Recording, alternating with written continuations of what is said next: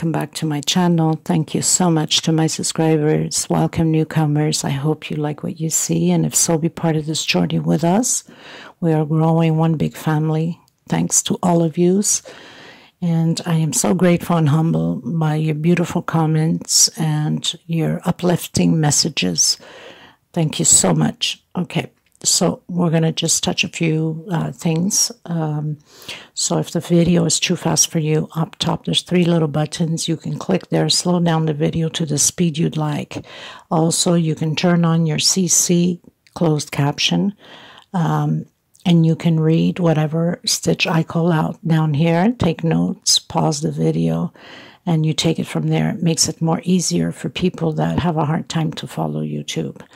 I also would like to mention that I do have a crochet group on Facebook. It's a private group. I will leave the links below if you want to be part of my group. We're, a bunch of beautiful ladies. You're more than welcome as long as you have a profile. There's a lot of scammers going on to the crochet groups right now, and especially with the links that says bit or cut. Don't open those links up. Those are scammers that go through your computer, through your phone, and steal every identity possible from you. So be very careful on that. I also would like to mention, if you'd like to donate to help out the women in need for thread, please do so. Below the video, there's a little bag with a $sign. You can donate there, whatever amount you'd like. Also, in the description box, there's my PayPal account. You can donate there, whatever amount you'd like. Or if you have extra thread and extra yarn, you can contact me through Instagram message, email me. You can contact me through the Facebook group. I also have a Facebook page and TikTok. So there's so many ways you can get a hold of me if you'd like to send out the thread or the yarn to these women that are desperately in need of it. I will send you their name and their address. You're more than welcome to do that, and we're grateful and humbled by it. Thank you so much. So most of the time I use a 3.5 hook, small one to tuck in loose ends, and of course a pair of scissors. And 99.9% of the time I use 4-ply 100% cotton thread. These are Portugal threads. It's equivalent, the same thing as Aunt Lydia, number 3 cotton thread. Okay, just a little tiny little bit thinner, but not by much. So we're going to get started. I want to thank every single one of you again. I also would like to mention at the beginning of my videos, when I first started 2 years ago, I did not know how to call the stitch names in English. So the first couple of dozen of videos, they're not well recorded. First, the app was terrible, so it's half screens, horrible.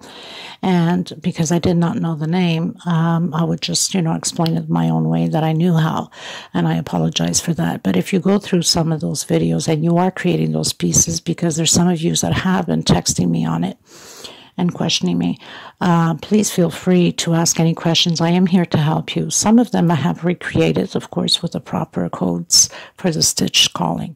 Some of them I still have to create. I just haven't had any time for it. But don't hesitate. Question me, and I will answer you ASAP. We're going to get started. Thank you so much, everybody, okay? And, of course, if you have not subscribed, please do so and hit that bell notification for new uploads to be notified of the new videos that I bring out every week, okay? Okay, everyone. So today we are going to create this beautiful rose flower into the sport, which I have a wooden one here, but if you have like in stainless steel and gold, whatever colors, you can find plastic. This is wood, the only ones I could find. And this is perfect to decorate your table, especially Christmas time. You can use these colors for Christmas, the reds, the greens, the gold. And I had done the tutorial. I'm sure that some of you that follow me for a while have seen it a few days ago. I had done the autumn placemats or doily, whatever way you want to use it. I'm going to use it as placemats. So we're going to create a flower to match this one for the autumn. Okay. And we'll be using the 4-ply 100% cotton thread. These flowers are perfect to use them in a thinner thread because it won't be as as heavy. My thread is a little bit thinner than Aunt Lydia. It's perfect for it. As you can see, it's not that huge. And I'll also be using the yellow to bring out the color on the pattern. And most probably I'll be using the black to start off. Now I know that it's kind of hard sometimes to see the stitch, but because it's to start off the edge, it's not that bad. I'll try to get a very good close-up with the black so you guys can see. So 3.5 hook at the edging. I have very light edging around the flower.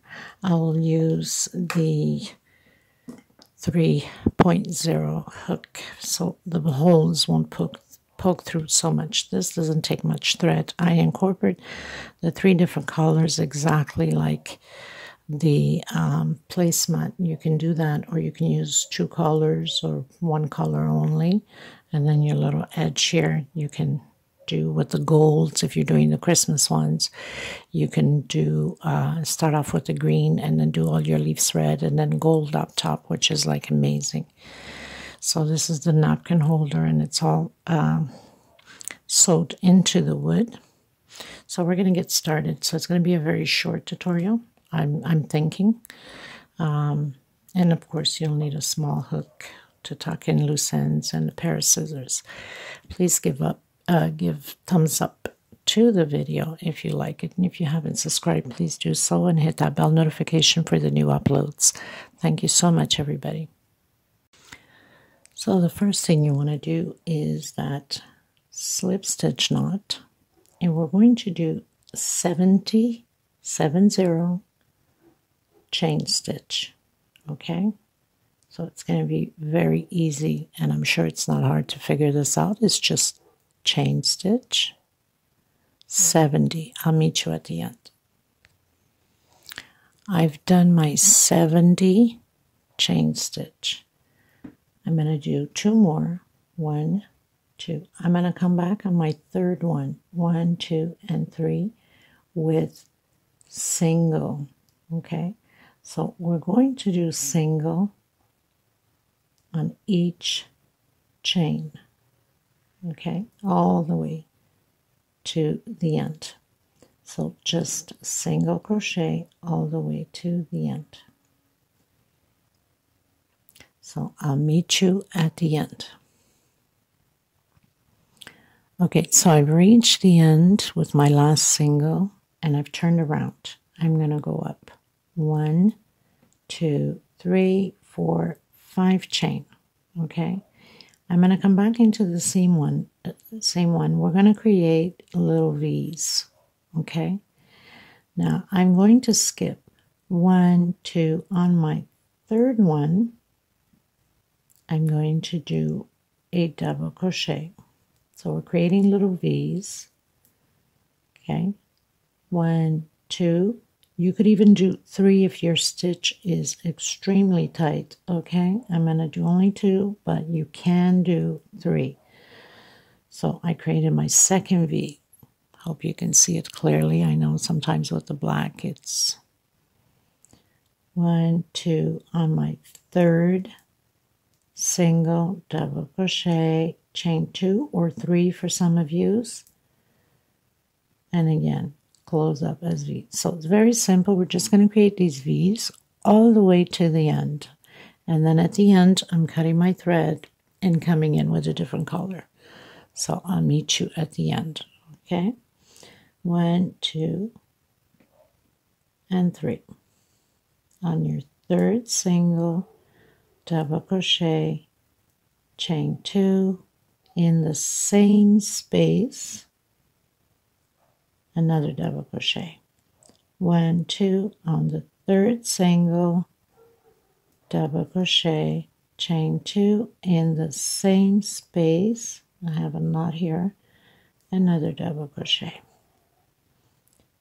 1, 2 on the third single.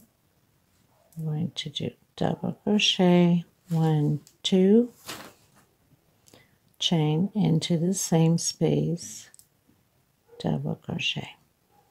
Okay, so I'll meet you at the end. So I've reached the end and I have 23 V's.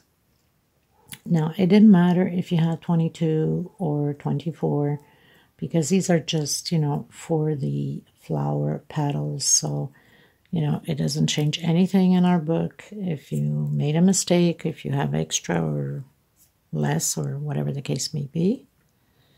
Okay, so I'm just going to tuck in my loose end. And I'm just going to put through the loops here because we're going to work inside of these V's to create our petals. Now remembering that this flower is perfect for any pattern, especially if you're using, if you want to do like thicker thread yarn and use it for curtain holders, you know, it's just perfect for that too. Okay, so let's go in. I believe I'm going to go in with my yellow. I think that's what I'll do. I'll use my yellow.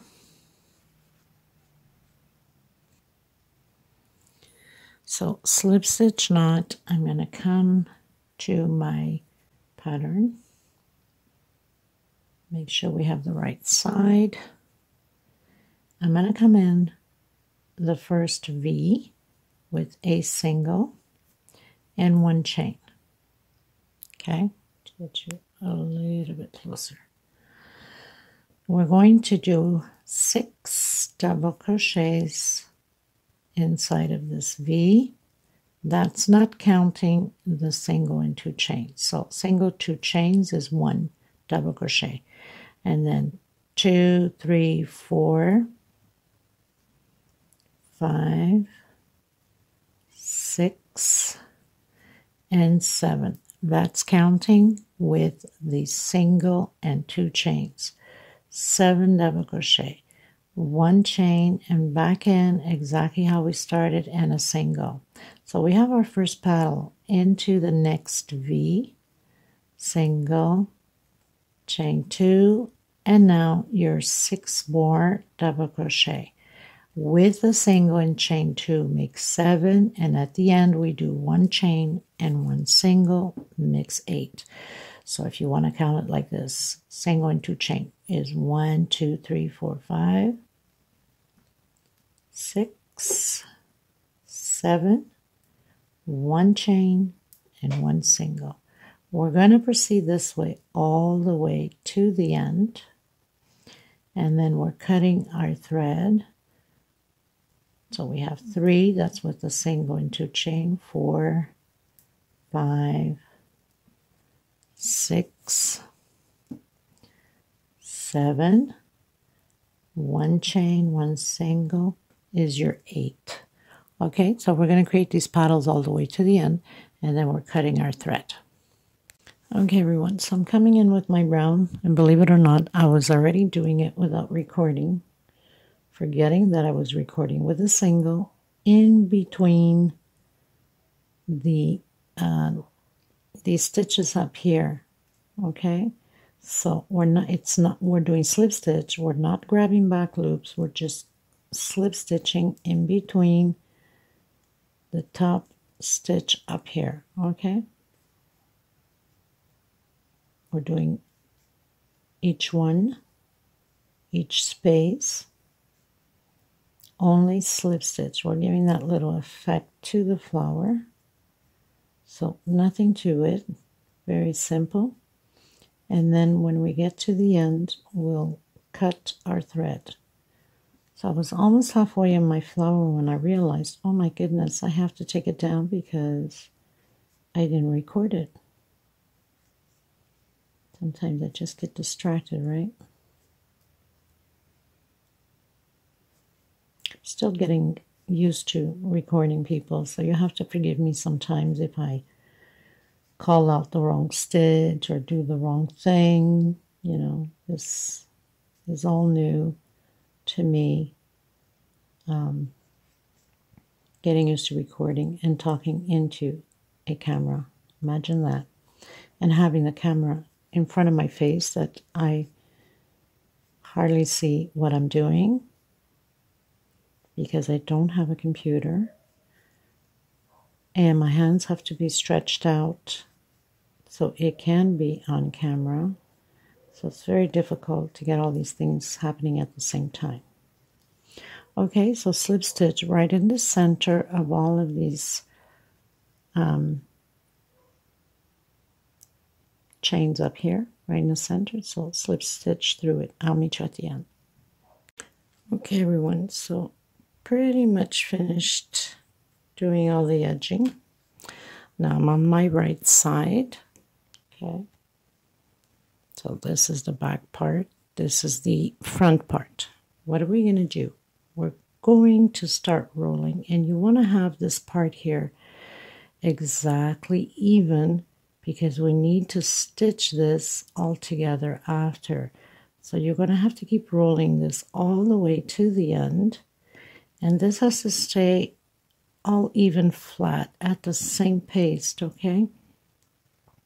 You don't want to miss anything because we're going to have to stitch with our needle across, back and forth on this flower so it can stay together, okay? So I'm going to roll mine until the end. Okay, so I'm holding it together there because we want to make sure that we go right on the edge here. Now, if we need to push a little bit for it to straighten out flat here on the edge, we have to keep it nice and flat and even, or you're going to miss out your stitches. Now, what I'm going to do is I'm going to make a knot here so it doesn't come apart. And you have to be careful so your flower doesn't come apart, okay? Okay, so I can grab it again. Just cut a little bit of this. This is too long. Now, I'm going to come back again here because we want this to stay flat here.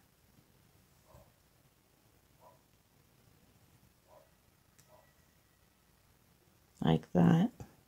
And again, to make sure that this is going to stay flat. Okay, so now I'm going to come across, all the way across between all of them. Okay, so make sure you get all of them and just come across and then to back and forth until you feel that your flower is secure. Okay, we don't need to pull too much into it, but we need to pull a bit so it can stay firm. Okay, so you're going to do this quite a few times. Not all the rope, all the string, just a few times to make sure that it's well sewed in. We don't want nothing to be coming apart. So make sure you got all of these in there. Okay, I'm going to do mine and come back to you. Okay, so far so good. We can fix the flower afterwards when we need to. Now, I'm going to grab my ring. I'm going to pull my thread through it. Oh, no, I need to bring my thread to the center. Sorry. So let's get our thread here to the center of the flower. Pull my thread through the ring.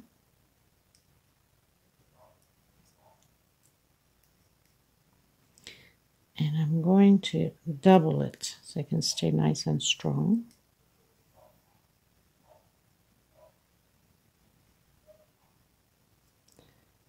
And I'm just going to sew back and forth here. And then come back in with your string. And again, go right through it. We need to bring your hook, your needle right through back. back here again, and just do it like that until you find that it's secure enough. Bring your needle again. Once you find it secure enough, then tuck in your loose ends and you're good to go. I'll meet you at the end.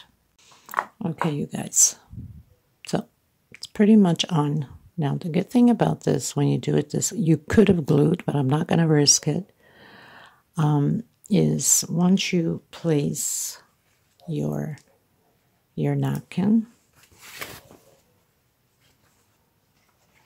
so I'm going to fold mine because it will be too long. So once you place your napkin,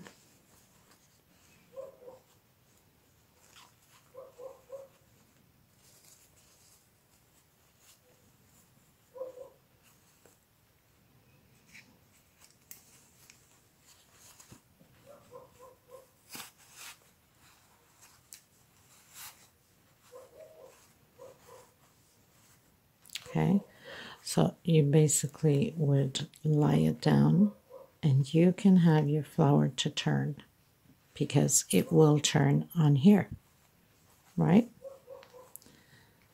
So this pretty much does it for this tutorial. I hope you enjoyed this tutorial, and I will have it in display at the end of this recording with some pictures. Please don't forget to give a thumbs up on the video. It's extremely important, and I will see you in the next recording. Thank you so much, everybody, and also please consider helping the women in need. We must not forget about them. It is extremely important and very helpful to them. And we are all grateful and appreciative for the ones that did already help. Thank you from the bottom of my heart. I send you much love, light, and blessings. Much hugs, everyone. Until next time. Bye-bye.